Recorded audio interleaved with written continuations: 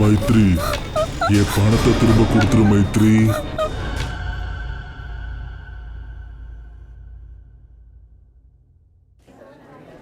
சரி, எங்க இருக்க?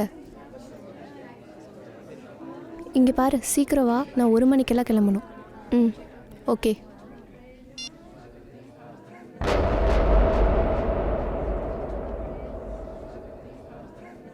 மைத்ரி,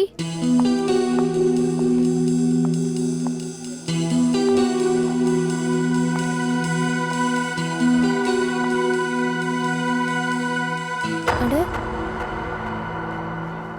இவ என்ன பார்த்தும் பார்க்காத மாதிரி போறா?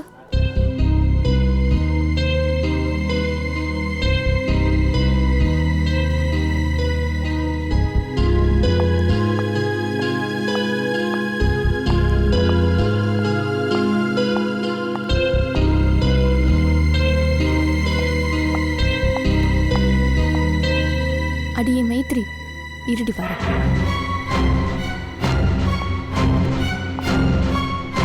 பார்த்து 2 வருஷம் ஆச்சுன்னு ஒத்துக்கிறேன். அதுக்காக இந்த அடையாளம் தெரியலன்னு சொல்லுவியா நீ? பூர்வி,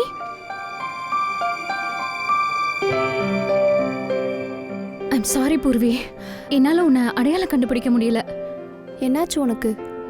நீ ஏன் இப்படி பிஹேவ் பண்ற? பூர்வி, என் உயிருக்கு ஆபத்து. அவன் நிச்சயம் என்னை கொலை பண்ணிடுவான். என்ன? யாரு?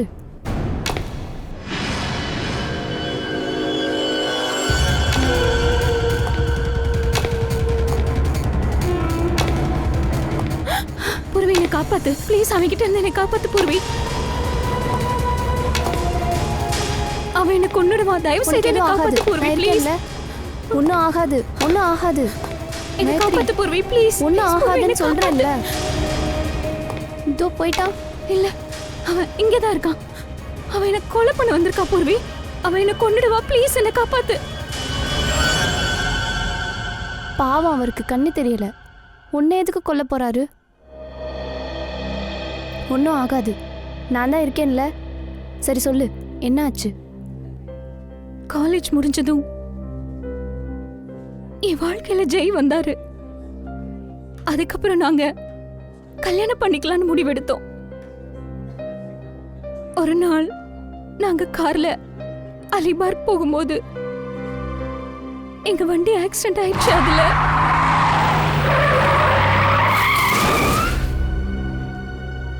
ஜெய் என் கண்ணு முன்னாலே இறந்துட்டாரு.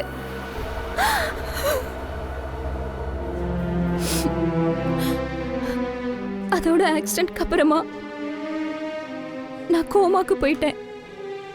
6 நாளைக்கு அப்புறமா நான் கோமால இருந்து கண்ணு முழிச்சப்ப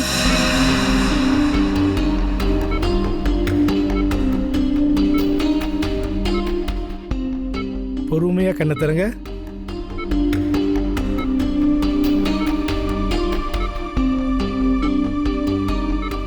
வெரி குட். இப்ப இவங்கெல்லாம் யாருன்னு சொல்லுங்க. டாக்டர், டாக்டர் எனக்கு இவங்களோட டாக்டர் எனக்கு உங்களோட முகமும் தெரியல டாக்டர். மைத்ரி, நான் உன்னோட பாஸ் கார்த்திக்.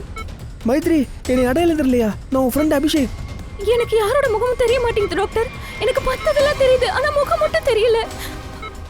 இந்த ட்ரெஸ், வாட்ச், பிளாக் டி-ஷர்ட், ஆனா முகம் மட்டும் தெரிய மாட்டேங்குது டாக்டர்.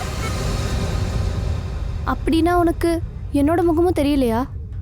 அப்போ யாரோட முகமும் கண்ணுக்கு தெரியல? இல்ல,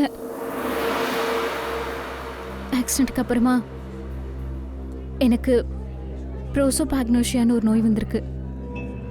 ப்ரோசோபாக்னோசியா? அதாவது ஃபேஸ் பிளைண்ட்னஸ். Face blindness. என் மூளையால யாரோட முகத்தையும் கிளியரா இமேஜ் பண்ண முடியாது.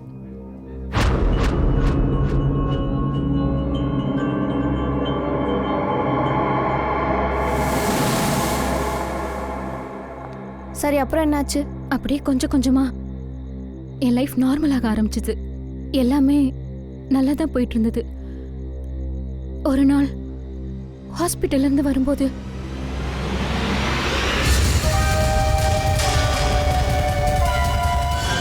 அதுக்கப்புறமா தினம் தினம் அவன் கால் எனக்கு வர ஆரம்பிச்சது. ஒவ்வொரு தடவையும் அவன் என்கிட்ட 2 கோடி ரூபாய் பணம் கேட்குறான். கூடவே என்ன கொன்னுடுவேன்னு மிரட்டவும் செய்றான்.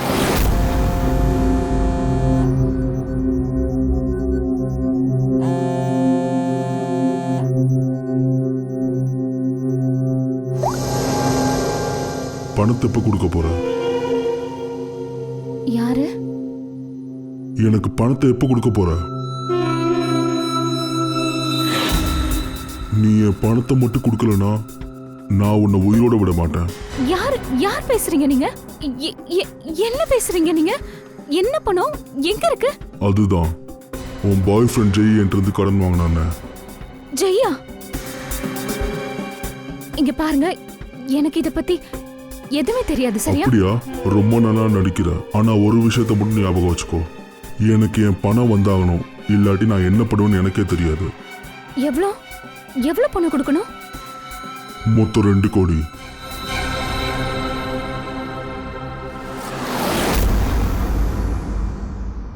ஆக்சிடென்ட் ஆகிறதுக்கு கொஞ்ச நாள் முன்னால ஜெய் ரொம்பவே பதட்டமா இருந்தாரு. நான் அவர்கிட்ட பல தடவை விசாரிச்சேன், விஷயம் என்னன்னு கேட்டேன். ஒவ்வொரு தடவையும் அவர் பிசினஸ்ல லாஸ்னு சொல்லி மழுப்பிட்டாரு. ஆனா அப்புறம்தான் எனக்கு தெரிய வந்தது, அவர் யாருக்கோ எக்கச்சக்கமா பணம் கொடுக்கணும்னு.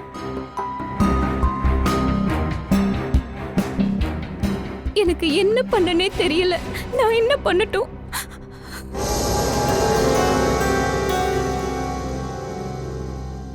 SAP sir, sir please help me. Please என்ன அந்த ஆள் கிட்ட இருந்து காப்பாத்துங்க ப்ளீஸ், ப்ளீஸ். மைத்ரி, நான் ஏசிபி இல்ல, Daya.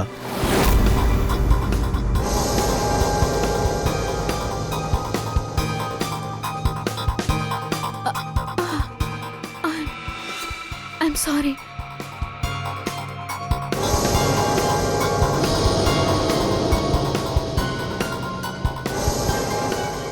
I'm sorry ACP sir, என்னால் உங்களை ரெகக்னைஸ் பண்ண முடியல. அது வந்து சாரி.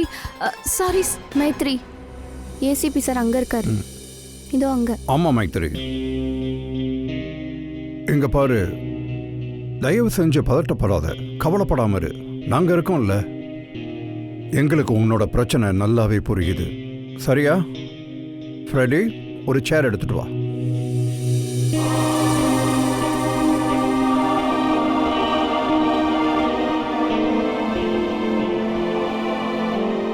மைத்ரி, அந்த ஆளை பற்றி ஏதாவது அடையாளம் சொல்ல முடியுமா?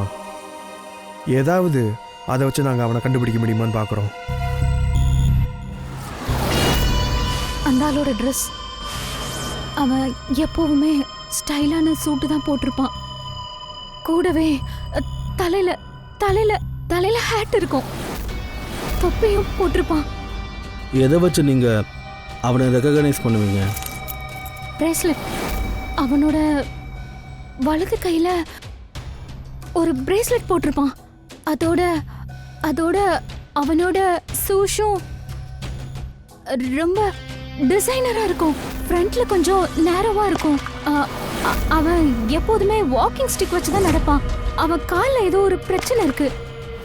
அதோட அவனோட குரல் வந்து ரொம்ப ரொம்ப கேட்கவே ஹெவியா இருக்கும்.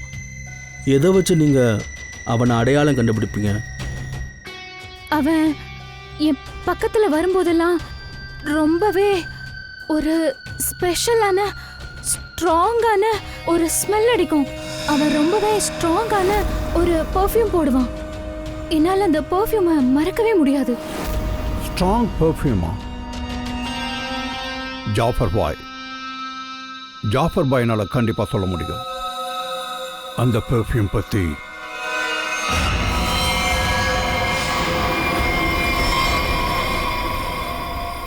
ஜாஃபா பாய், நாங்கள் ஒரு பெர்ஃப்யூமை தேடி வந்திருக்கோம். அது ஒரு வித்தியாசமான சென்ட், ஈஸியாக நம்ம பிரெயினில் ரெஜிஸ்டர் ஆயிரும். 3 விதமான ஸ்மெல் இருக்குது சார். ஒன்று ஸ்ட்ராங், இன்னொன்று மைல்டு, அப்புறம் ரொம்பவே லைட்டு. இந்த 3த்துலையும் எக்கச்சக்க வெரைட்டி இருக்குது. நீங்கள் ஏதாவது இன்ஃபர்மேஷன் கொடுத்தீங்கன்னா அதை வச்சு ஏதாவது உங்களுக்கு ஹெல்ப் பண்ண முடியும். சார், எனக்கு அந்த அளவுக்கு எதுவும் தெரியாது. அது ரொம்பவே பயங்கரமா ஸ்மெல்லா இருக்கும். ரொம்பவே ஸ்ட்ராங்கான பெர்ஃப்யூம். மேடம், அது பெர்ஃப்யூமா இல்லை அத்தரா? எனக்கு அது தெரியாதே. அது பரவாயில்ல, விடுங்க. ஜாஃபர் அண்ணன், உங்கள்கிட்ட இருக்கிற எல்லா ஸ்ட்ராங்கான பெர்ஃப்யூமையும் எங்களுக்கு கொஞ்சம் எடுத்து வச்சு காட்டுங்களேன். நீங்கள் ஸ்மெல் பண்ணி பாருங்கள், அதை வச்சு நீங்கள் கண்டுபிடிச்சிருவீங்களா? அதுவும் நல்லது தான். ரஹ்மான், 2-3 பெர்ஃப்யூம் எடுத்து காட்டுப்பா.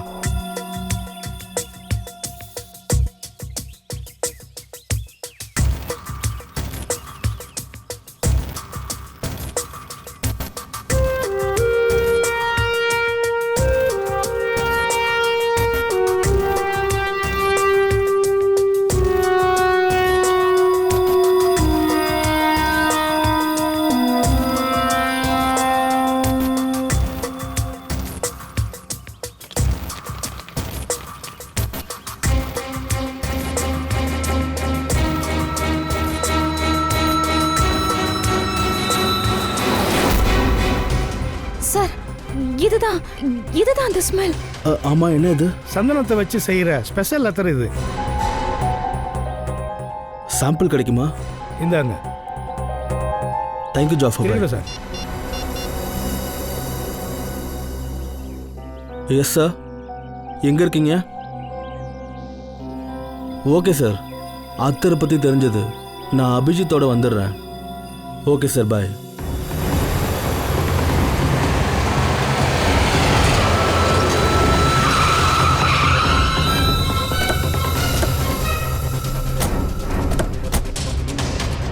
சார், இதுதான் அந்த சந்தன அத்தர். இதுதான் அவன் யூஸ் பண்ணுறான்னு மைத்ரி சொல்கிறான். ஸ்ட்ராங்காக இருக்கு. அந்த ஆளுக்கு பயங்கர டேஸ்ட் இருக்கும் போல் இருக்கே. சரி அபிஜித், ஜெயை பற்றி என்ன தகவல் தெரிஞ்சது? சார், ஜெய் ரொம்ப ஹை ப்ரொஃபைலான ஆள். நிறைய பணக்காரங்களோட அவனுக்கு கான்டாக்ட் இருக்குது. ஸ்டாக் மார்க்கெட்டில் ஷேரை வாங்கி விற்கிறது தான் அவன் வேலையே. அவன் ஃப்ரெண்ட்ஸ் கிட்ட பேசினப்ப அவனுக்கு குதிரை ரேஸில் பந்தயம் கட்டுற பழக்கம் இருக்குன்னு தெரிய வந்தது. ஓ, ஸ்கேலில் நிறைய நஷ்டமாக இருக்குது. ஒருவேளை ஜெய் இந்த 2 கோடி ரூபாயை குதிரை ரேஸில் இழந்துட்டானோ? யாருக்காவது பணத்தை திரும்ப கொடுத்து தானே ஆகணும். ஒருவேளை ஜெய்யை மிரட்டிட்டு இருந்தவன் புக்கியாக இருக்க வாய்ப்பு இருக்குல்ல? ஒருவேளை ஜெய் அந்த ஆளுக்கு தான் 2 கோடி கொடுக்கணுமோ என்னவோ, அதனால தான் பதட்டப்படுறானோ என்னவோ, மைத்ரி சொன்ன மாதிரி. ஒருவேளை பண்ண பூர்வி, இனிமே மைத்திரி உன் கூட தான் இருப்பா. அவளை ஜாக்கிரதையா பார்த்துக்கோ.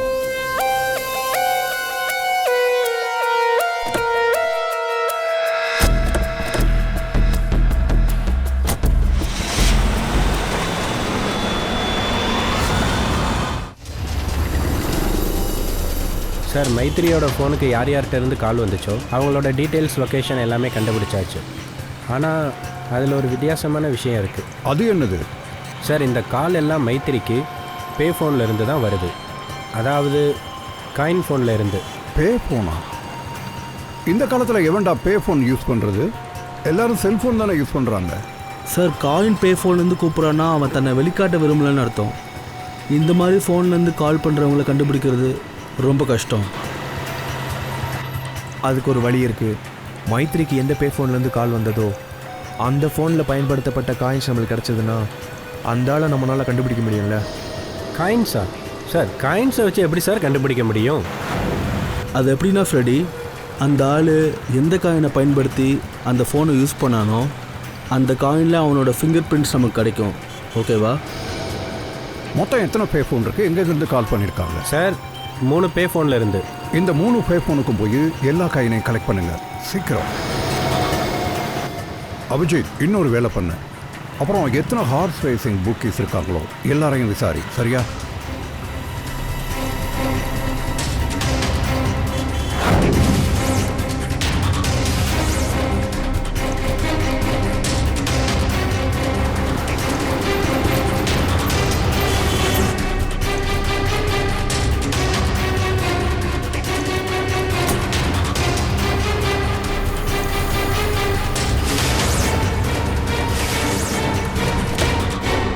தொப்பி போட்டிருப்பான், ஸ்டைலிஷான ஷூட் போட்டிருப்பான். ஒரு காலில் பிரச்சனை இருக்குது, அதனால தடி வச்சு தான் நடப்பான்.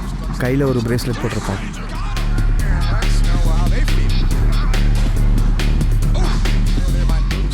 எஸ் யா சார் ஏதோ சொல்லிட்டு இருந்தீங்கல்ல. இங்கே பாரு, நான் சொல்ல வேண்டியதெல்லாம் சொல்லிட்டு நீ தான் சொல்லணும். சொல்லுப்பா. என்ன பெட்டு கட்ட இவ்வளோ யோசிக்கிற? இப்போ எல்லாரும் வீரனுங்க தான். டென்ஷன் இல்லாமல் பெட்டை கேட்டு நான் தான் இருக்கிறேன்ல, நான் பார்த்துக்கிறேன். அட நீ கட்டுப்பா, செம்ம காசுப்பா. என்ன சார் நீங்கள் பெட் கட்டணுமா? எதிரில் சிஐடி உட்காந்துருக்கும் போது நீ உன் பிஸ்னஸை பற்றி பேசுறியா? திரும்ப ஃபோனில் கை வச்ச உன்னை தூக்கி உள்ளே போட்டுருவேன், வெளியே வரவே முடியாது. ஃபோனை வை. சிஐடியா? முன்னாடியே சொல்லிருக்கலாம்ல. யாரவன்? வெல்வெட்.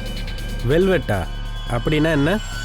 நீங்கள் தேடுறீங்கல்ல, அந்த ஆளை எங்கள் சர்க்கிளில் வெல்வெட்டுன்னு சொல்லுவாங்க. கொஞ்சம் வருஷத்துக்கு முன்னாடி வெல்வெட்டுங்கிற குதிரை மேலே பணம் கட்டி அவன் ஜெயிச்சிட்டாங்கிறத விட அவன் லைஃபே செட்டில் ஆயிடுச்சு. இப்போ அவன் எங்கே இருப்பான்? சவுத் மும்பையில் ஒரு பெரிய ஆஃபீஸ் வச்சுருக்கான், அங்கே தான் கிடப்பான். மேலாப்பில் பார்த்தா அவன் ஸ்டாக் ஷேர் மார்க்கெட் பிஸ்னஸ் பண்ணுற மாதிரி தெரியும். ஆனால் உண்மையாக பார்த்தா அவன் பெட்டிங் பண்ணுறான் சார். சவுத் மும்பை.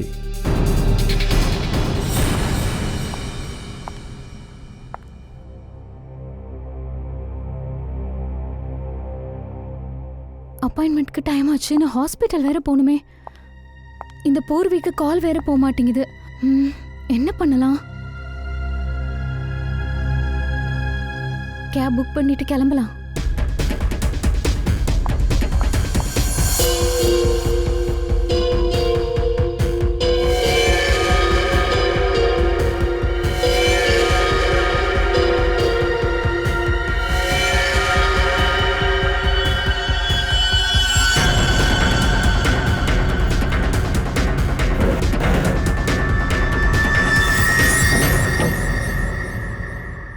நான் சுஜீர். இன்னைக்கு ஷேர் மார்க்கெட் சம்பந்தமான செய்திகளை பார்க்க போறீங்க. மார்க்கெட்டோட ஏற்ற இறக்கங்களால ஷேர் மார்க்கெட் வீழ்ச்சி அடைஞ்சிருக்கு. இப்போ 180 ரூபாய்க்கு விற்கப்படுது. ஆனால் அதுக்கு கீழே போகவும் வாய்ப்பு இருக்கு. ஷேர் மார்க்கெட்டோட தொடர் வீழ்ச்சியால பல நஷ்டங்கள் ஏற்பட்டிருக்கு. பர்டிகுலராக இந்த ஷேர் சரிவடைஞ்சிருக்கு. அட நீ எதுக்குப்பா பயப்படுற? விக்கி மேலே பணத்தை கட்டு. எக்ஸ்கியூஸ் மீ, நான் வெல்வெட் சாரை பார்க்கணும். வெல்வெட்டா? ஓ வெல்வெட் சாரா? சாரி சார், இப்போ தான் வெளியே போனார். எவ்வளோ நேரம் ஆச்சு? ஒரு அரை மணி நேரம் இருக்கும் சார். அட ரொம்ப முக்கியமான வேலைப்பா. எப்போ வருவார்? எங்கே போயிருக்காரு? அவர் எங்கள் பாஸ், அவர் எங்ககிட்டே சொல்லிட்டு போவார். அதுவும் கரெக்டு தானே. அவரை பற்றி நிறையா கேள்விப்பட்டிருக்கேன். வெல்வெட் சார் தானே? ஆமாம், அவர் தான் எங்கள் பாஸ். வாங்க சார், காட்டுறேன். காட்டுங்க. இவர் தான் சார். ஓ இவரா? ஆமாம். உங்கள் பாஸ் ரொம்ப ஸ்டைலிஷாக இருக்காரு. என்ன ஸ்டைலாக இருக்காரு பாரு. ஜூம்.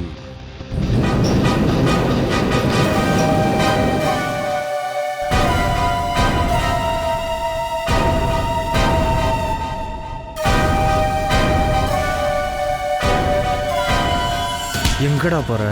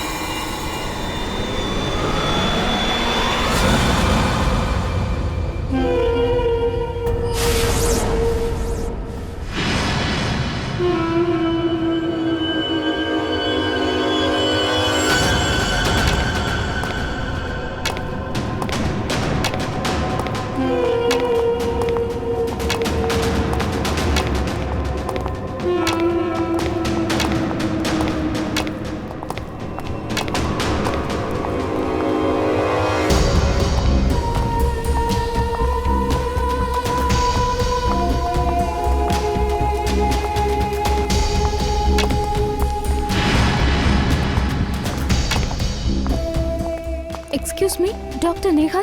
3rd floor.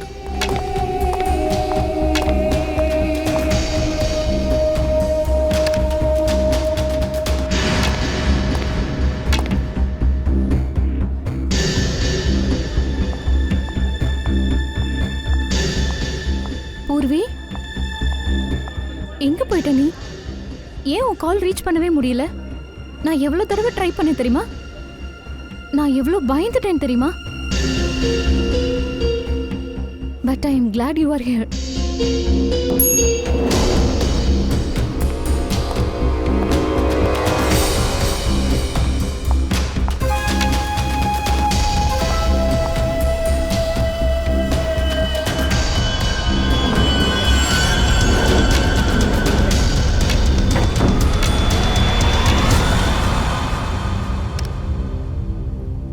பூர்வி, நம்ம 3rd ஃப்ளோர் போகணும். நீ ஏன் 2nd ஃப்ளோர் ப்ரெஸ் பண்ண? எக்ஸ்கியூஸ் மீ, நான் பூர்வி இல்லை. Are you okay?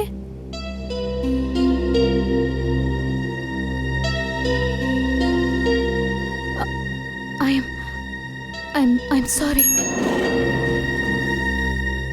அதோட ப்ளீஸ் என்னை ஃபாலோ பண்ணாதீங்க, சரியா?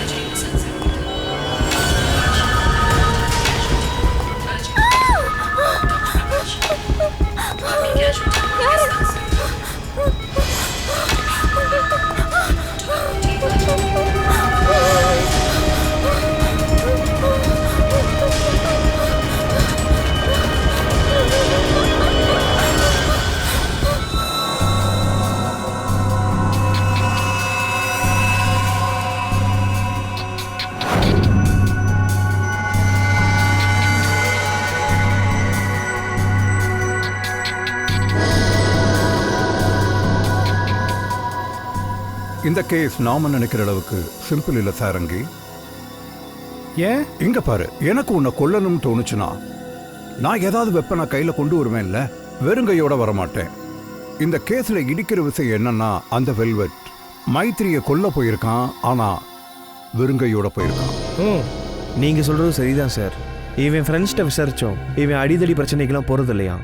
பெட்டிங் பண்ணுறாதான், ஆனால் அடிதடியிலேருந்து தள்ளியிருக்க ஆளு. ஆனா சார், மைத்ரி கிட்ட பிளேடை வச்சு வேற மிரட்டியிருக்கானே. அதை பற்றி விசாரிச்சாவனும் இன்னொரு விஷயம் இருக்கே சார். இந்த புக்கீஸ் இருக்காங்களே சார், அவங்க பே ஃபோன் காயின் ஃபோன்லாம் யூஸ் பண்ணுறதில்ல, சிம் கார்டு தான் யூஸ் பண்ணுறாங்க. அப்புறம் அதை உடச்சி தூக்கி போட்டுறாங்க. எல்லா புக்கஸும் சிம் கார்டு தான் யூஸ் பண்ணுறாங்கன்னா அப்புறம் ஏன் மைத்ரியை மிரட்டுறதுக்கு இவன் மட்டும் பே ஃபோன் யூஸ் பண்ணணும்? சிம் கார்டு யூஸ் பண்ணி அவளை மிரட்டிட்டு தூக்கி போட்டிருக்கலாமே. ஒருவேளை வெல்வெட் மைத்ரி கிட்ட இருந்து பணத்தை வாங்க கூட அங்க போயிருக்கலாம்ல. அங்க மைத்ரி இவன்கிட்ட இருந்து தப்பிக்கிறதுக்காக இவனை கொண்டு இருக்கலாம். சார், இந்த எல்லா காயின்ஸ்ல இருக்கிற காமனான ஃபிங்கர் பிரிண்ட்டு இதுதான்.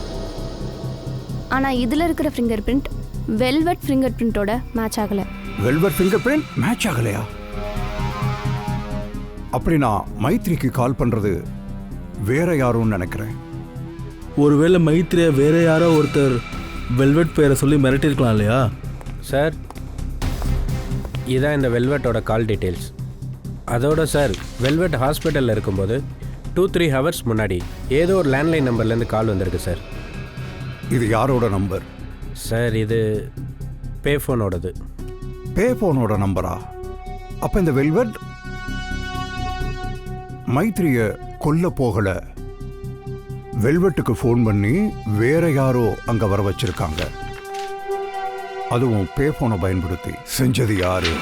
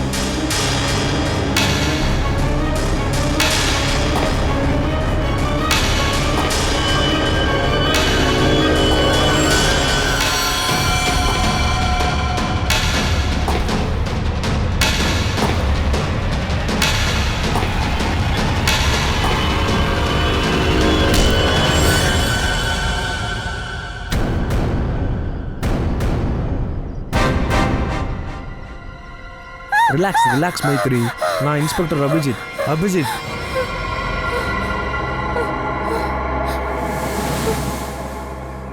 Don't worry, relax.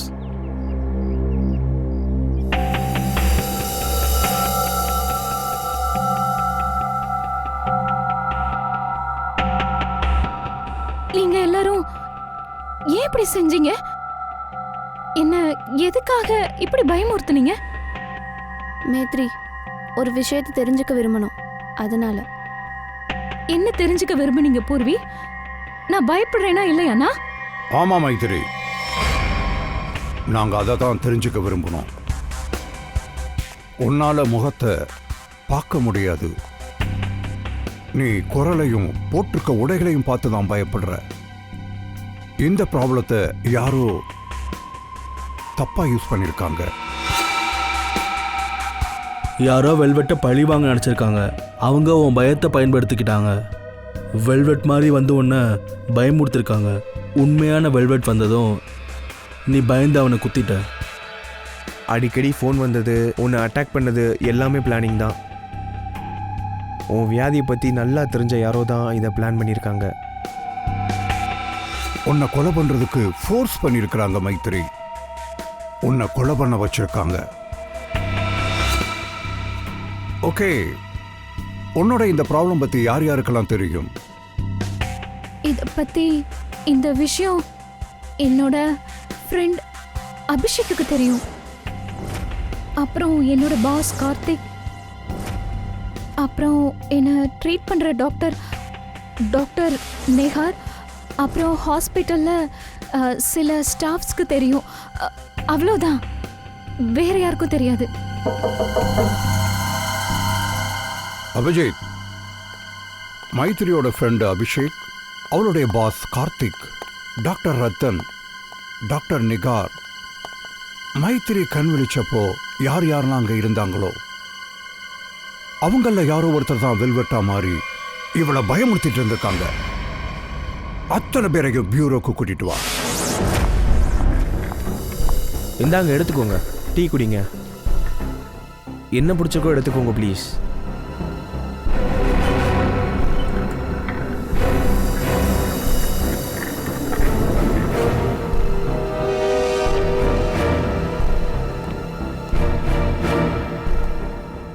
குடிங்க குடிங்க, டீ குடிங்க, எல்லாரும் ரிலாக்ஸ்டாக குடிங்க. சிஐடியில் எல்லாருக்கும் பொதுவாக டீ கொடுக்க மாட்டோம். உங்கள் எல்லாரையும் இங்கே எதுக்காக வர வச்சிருக்கோன்னு யோசிச்சுட்டு இருக்கீங்கல்ல? உங்கள் எல்லாருக்கும் மைத்திரியை தெரியும்.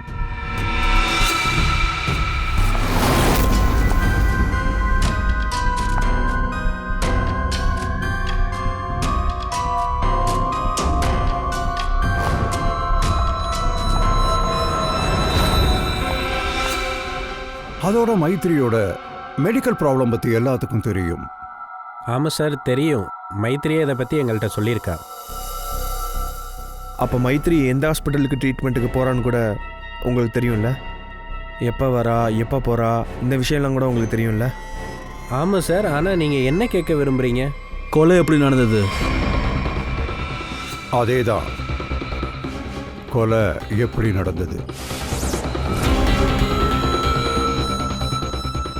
கொலை செஞ்சது மைத்திரி தான். ஆனால் கொலையை செய்ய தூண்டுனது வேற யாரோ ஒருத்தர். ரெடி?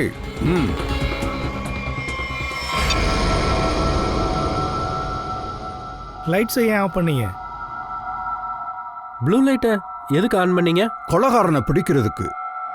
ஏன்னா உங்களில் யாரோ ஒருத்தர் தான் கொலைகாரன். எல்லாரும் உங்கள் டீ கப்பையும் சர்பத் கிளாஸையும் டேபிள் மேலே வைங்க. என்ன விளையாடுறீங்களா? ப்ளூ லைட்டை வச்சு கொலைகாரனை பிடிக்க போகிறீங்களா? எனக்கு மீட்டிங்க்கு லேட் ஆகுது, நான் கிளம்புறேன். ஒழுங்கு மரியாதையாக உட்காரு. அடுத்த இதில் சொல்லிக்கிட்டு இருக்க மாட்டோம். உட்காரு.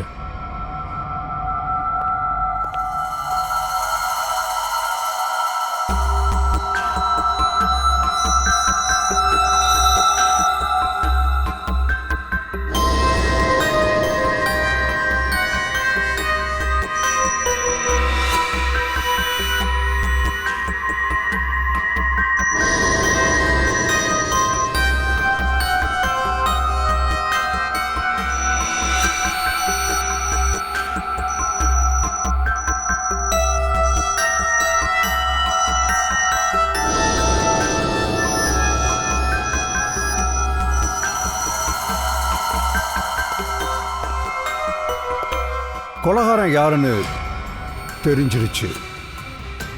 அந்த கொலகாரன் உங்கள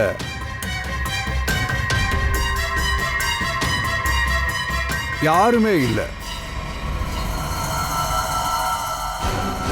நீங்க எல்லாரும் கிளம்பலாம். போகலாமா? அப்போது நாங்கள் யாரும் கொலகாரங்க இல்லைல்ல? லேட் ஆகுதுன்னு சொன்னில. தேங்க்யூ.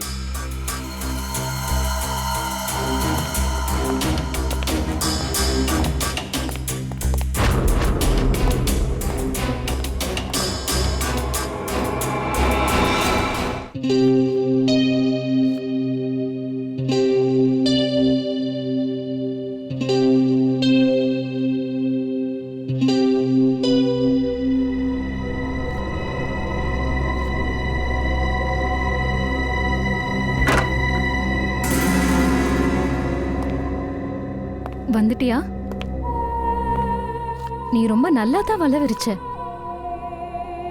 நீ என்ன மாட்டி விட்டுட்டு தப்பிச்சிடலான்னு நினைச்ச. ஆனா யாருக்கும் உன் மேல எந்த டவுட்டும் வரல. கரெக்டா? உனக்கு ரொம்ப தைரியம் வந்துருச்சு.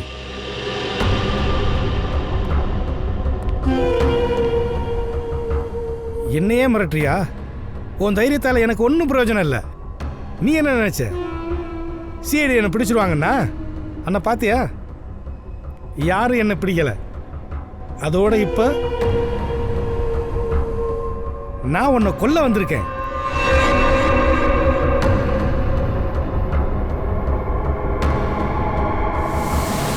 என்ன பார்க்குற?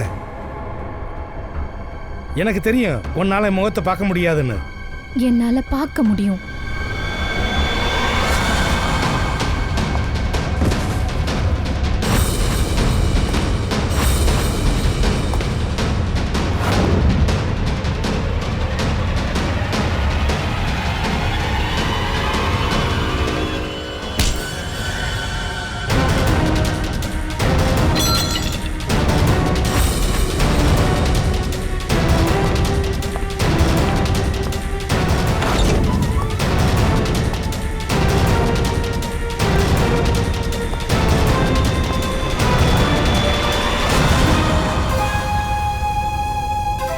டாக்டர் நிஹார்,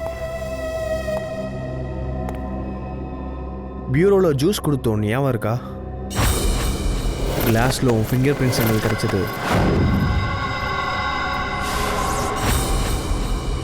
மைத்ரி கிட்ட நாங்கள் தான் சொன்னோம், ஃபோன் பண்ணி மிரட்டி உன்னை இங்கே கூப்பிட சொல்லி. நீயும் வந்துட்ட. எனக்கு எல்லாம் தெரிஞ்சிருச்சு டாக்டர் நிஹார். என்னை மாட்டி விட்டது நீதான். என்கிட்ட அதுக்கான எவிடன்ஸ் இருக்கு. சிஐடி கிட்ட இருந்து உன்னை காப்பாத்திக்க விரும்புறேனா நான் என்ன சொல்றேனோ அதை மட்டும் செய். புரிஞ்சுதா?